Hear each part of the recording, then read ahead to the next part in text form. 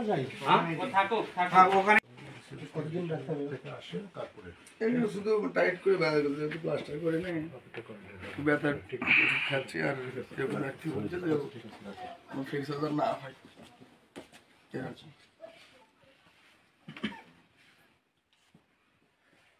ये की ব্যথা কি ये কি এই জায়গা না সামনে এখানে এখানে এইখানে ও মারছে আমি এরকম বসুন স্যার বসি মা বসি বসি বসুন কেয়ার লাগবে না তুমি দেখবেন না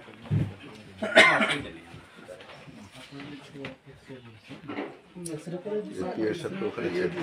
এখন বাজার করে এদিকে আসে বাড়িতে আসছে বাড়িতে এসে ঢুকে আগুন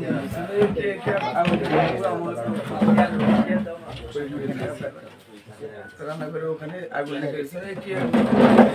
এর মধ্যে ঘর দর এই রনি তার মধ্যে ম্যারেজে দৌড়ে বাড়ি মারছে হাতে তো বলে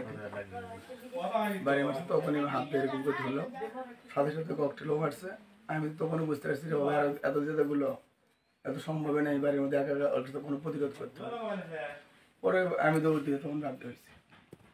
তারপরে তো চিল্লি শুরু ককটেল চার সবাই গ্রামবাসী হয়ে ফিরে উঠছে আমার মা সামনে দিয়ে গেছে আমার সামনে দিয়ে গেছে মা বুঝতে পারেনি যে এগুলো মানে কোথায় শব্দ হচ্ছে কি সমস্যা পরে দেখে তো সবাই চিন্তা চুকেছে বাড়ির মধ্যে এত শব্দ কেন পরে আর সবাই হয়ে উল্লাখ করে আপনার এখানে তখন সবাই জমাতো আর তার আগে চলে গেছে আর আমার তো বাড়িতে দৌড়ছি চিল্লি করে লোকজন ডাকতেছি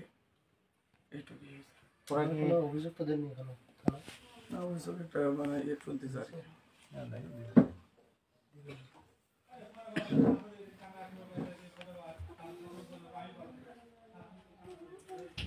আপনি চিকিৎসা নেন আপনি আসেন